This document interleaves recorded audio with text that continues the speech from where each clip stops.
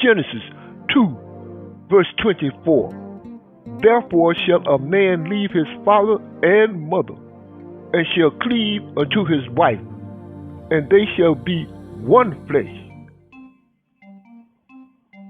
Hebrews 13, verse 4. Marriage is honorable in all, and the bed undefiled, but whoremongers and adulterers God will judge. Mark chapter 10, verse 9. What therefore God hath joined together, let no man put asunder.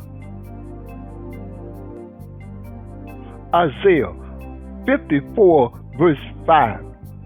For thy Maker is thine husband, the Lord of hosts is his name, and thy Redeemer, the Holy One of Israel, the God of the whole earth shall he be called.